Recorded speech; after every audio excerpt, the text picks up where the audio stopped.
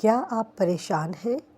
گھر میں بے برکتی ہے، رزق میں تنگی محسوس ہو رہی ہے، قرض ختم ہونے کا نام نہیں لیتا، دل ہر وقت بے چین رہتا ہے، دعائیں قبول ہوتی نظر نہیں آتیں، گناہوں کا بوجھ سینے پر محسوس ہوتا ہے، بار بار مصیبتیں آ رہی ہیں۔ اگر ان میں سے ایک بھی مسئلہ آپ کی زندگی میں ہے تو آج کی یہ ویڈیو آخر تک ضرور دیکھیں، کیونکہ آج ہم قرآن و حدیث کی روشنی میں ایک ایسا عظیم ذکر جانیں گے جس کی برکت سے اللہ تعالیٰ گناہوں کو معاف فرماتے ہیں، دل کو سکون عطا کرتے ہیں اور بندے کے لیے خیر اور آسانی کے دروازے کھول دیتے ہیں۔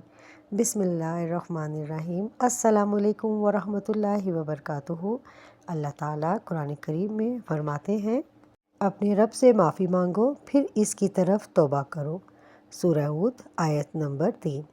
میرے عزیز بھائی اور بہنوں، استغفار صرف زبان سے چند الفاظ دہرانے کا نام نہیں، بلکہ اپنے گناہوں پر شرمندہ ہو کر اللہ تعالیٰ سے سچی معافی مانگنے اور دوبارہ گناہ نہ کرنے کا عزم کرنے کا نام ہے۔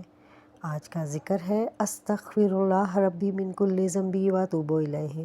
ترجمہ: میں اپنے رب اللہ سے اپنے تمام گناہوں کی معافی مانگتا ہوں اور اس کی طرف توبہ کرتا ہوں۔ نبی کریم صلی اللہ علیہ وآلہ وسلم خود بھی کثرت سے استغفار فرمایا کرتے تھے۔ حضرت ابو ہریرہ رضی اللہ عنہ روایت کرتے ہیں کہ رسول اللہ صلی اللہ علیہ وآلہ وسلم نے فرمایا، اللہ کی قسم میں ایک دن میں 70 سے زیادہ مرتبہ اللہ سے استغفار کرتا ہوں اور اس کی طرف توبہ کرتا ہوں۔ حوالہ صحیح بخاری، حدیث 6307۔ ایک اور روایت میں ہے کہ آپ صلی اللہ علیہ وآلہ وسلم دن میں 100 مرتبہ استغفار فرمایا کرتے تھے۔ حوالہ صحیح مسلم، حدیث 2702۔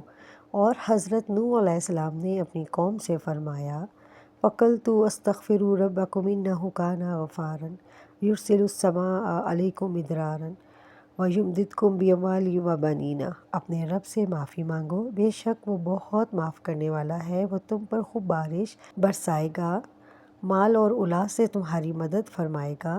سورہ نوح آیت نمبر 10 سے 12۔ یہ آیات ہمیں بتاتی ہیں کہ استغفار اللہ کی رحمت اور برکت کے اسباب میں سے ایک عظیم سبب ہے۔ استغفار پڑھنے کا طریقہ باوضو ہو تو بہتر ہے، لیکن وضو کے بغیر بھی استغفار کیا جا سکتا ہے۔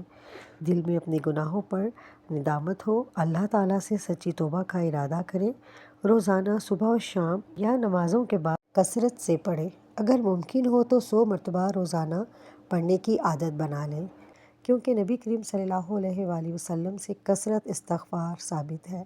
آخر میں یاد رکھیں، استغفار کوئی جادوئی وظیفہ نہیں، بلکہ اللہ تعالیٰ سے تعلق مضبوط کرنے کا ذریعہ ہے۔